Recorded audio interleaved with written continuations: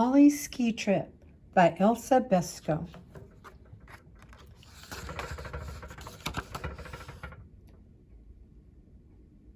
On Ollie's 6th birthday, his father gave him a pair of skis. He hadn't had proper skis before, just a pair that the foreman's son John had made for him out of bits of plank, so you can imagine how much he wanted to try them out. But winter did not seem to want to come that year. Now and then, of course, it snowed a bit, but even before the ground was white all over, the snow melted again. So Ollie watched and waited and longed for winter and wondered, will it ever come this year? But in the end, it did. A week or two before Christmas, snow began falling in big flakes, and it went on for 2 whole days and nights without stopping. Everything was covered with a thick white blanket. When Ollie woke on the 3rd morning, the sky was shining blue, and the snow sparkled like millions of stars. Ollie was so excited, he went head over heels 3 times on his bed without stopping. He scrambled into his clothes, not caring if they went on the right way or not. And then he ran to see his mother. Mom, can I go out now, this minute? Listen, said his mother, you must have some breakfast first, and don't forget your mittens, because it's cold today. Ollie gulped down his porridge and milk. His mother helped him into his thick coat and long mittens, stuffed a sandwich into both pockets, and told him that he could stay out until dinner time. Then he waved goodbye to his mother and his little brother, and fastening on his new skis, he skied over the thick white snow toward the forest. The trees were so pretty. As he went deeper into the forest, they looked even more wonderful. It was like going into an enchanted palace, and Ollie said to himself, "Thank you, King Winter. I'm so glad you came." The next moment, he almost fell over backwards with surprise, for there in front of him stood an old man, glittering white from head to toe. Ollie stared at him. "Are you King Winter?" he asked. "Oh, no," said the old man. "I'm only Jack Frost. What do you think of the forest today?" "Did you do it?" asked Ollie. "How did you make it all sparkle?"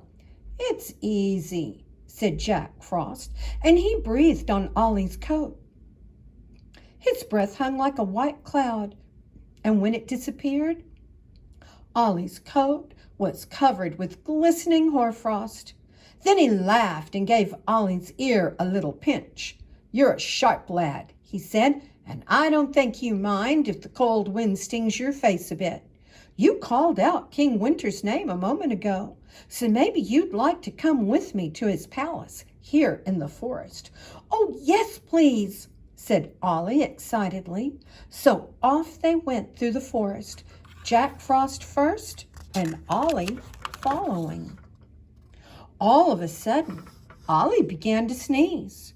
His feet felt wet, and the hoarfrost on his coat had melted. Just then a strange old woman came stomping through the forest in big black galoshes that squelched every step. She had a broom over her shoulder and an umbrella in one hand, and she was blowing her nose and sneezing all the time as if she had a terrible cold. Who was she? Ollie was just going to ask her when Jack Frost rushed forward shouting, "What, you again? Go away at once, and don't you dare stick your nose in here before spring." And then he blew a huge cloud at her.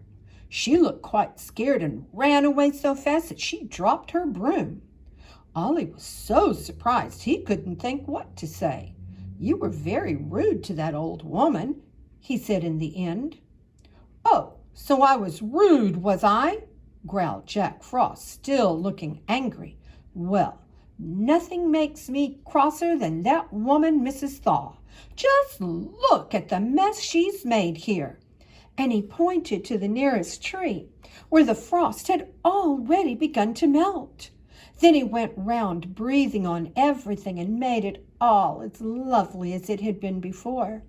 A good thing she didn't have more time to do much more damage, he said a little bit more cheerfully. You see, Mrs. Thaw is really winter's cleaning lady, and she is supposed to clear up before spring comes. But she doesn't know what to do. She never knows when she's meant to come, and even turns up with her slush in the middle of winter and wrecks everything. You only have to turn your back, and there she is. Well, Ollie, shall I call her back? No, don't do that, said Ollie, horrified. She doesn't have to come back, does she? Oh, no. I've scared her away for a long time now, Jack Frost said. But you can never be quite sure with her. I'd make the most of the snow if I were you. And I'd use my skis every day. But now we must hurry. It's not far to King Winter's palace. Before long, they came to a huge castle. It was built of snow and guarded by 2 polar bears. The bears sniffed at Jack Frost like friendly dogs as he and Ollie walked through the gateway. Then the visitors went across a courtyard and through an iron-studded door made of polished ice. They came into a huge room, and at the far end, 2 walruses stood beside a throne of ice. There sat King Winter, and his calm face looked stern. For the first time, Ollie shivered and felt a little afraid.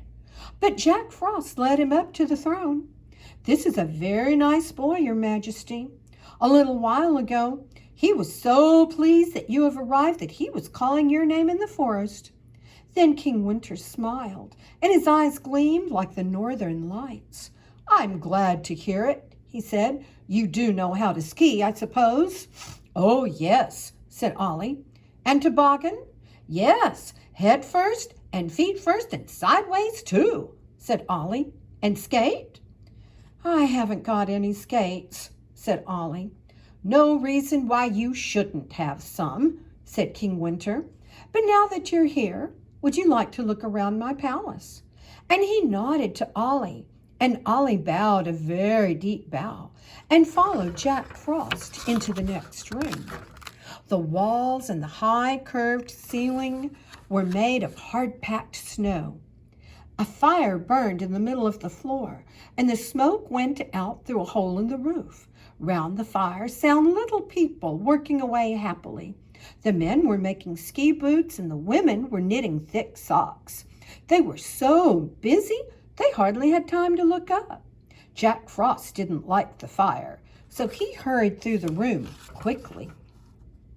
In the next room, some girls were knitting ski mittens with long cuffs and embroidering them with roses. They were very busy too, but they did have time to look up at Ollie.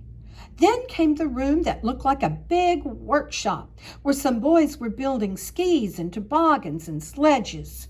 In one corner, others were making skate blades. They all worked so fast, and Ollie watched and wished that he was as clever with his hands as they were. Why are you so busy? Ollie asked one of the boys. Well, we've got to hurry now if we want to get finished by Christmas, said the boy. You see, everyone wants their presents for Christmas, but we'll be going out to play in a moment. Just then a gong sounded, and all the children streamed out, sweeping Ollie along with them. And what a time he had! Everyone wanted to play with Ollie, and he joined in with everything. First, they skied down a slope with a big dips in it. Then they taught Ollie how to skate on the pond. Next, they built snowmen and a big snow castle that they all stormed. And soon, there was a huge snow fight with snowballs flying about in all directions. And then they tied their toboggans together in a long line and slid down the slope, bumping over the dips. All of a sudden, there was a loud whistle, and in a flash, the children had disappeared back inside the palace, leaving Ollie standing by himself, panting and hot. Jack Frost, appearing suddenly, Had a good time?" "Oh, yes," said Ollie. "That's good," said Jack Frost with a pleased smile. Then he harnessed a reindeer, stepped into Ollie's skis, and with Ollie holding on behind him, they drove off. Jack Frost knew a shortcut home across the snow. Where Ollie used to pick cloudberries in the summer. At the edge of the trees, Jack Frost said goodbye. Ollie arrived home so full of what had happened that he could scarcely eat a thing. And would you believe it? On Christmas morning, Ollie heard a knock at his window.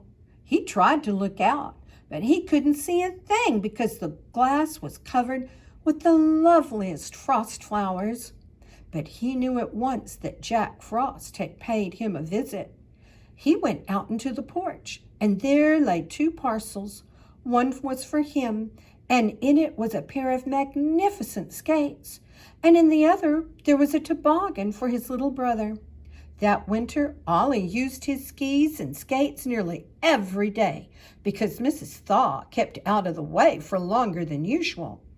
Perhaps she was afraid of Jack Frost, or maybe it was because whenever it looked as though it was going to thaw, Ollie and his brother went out and said, Mrs.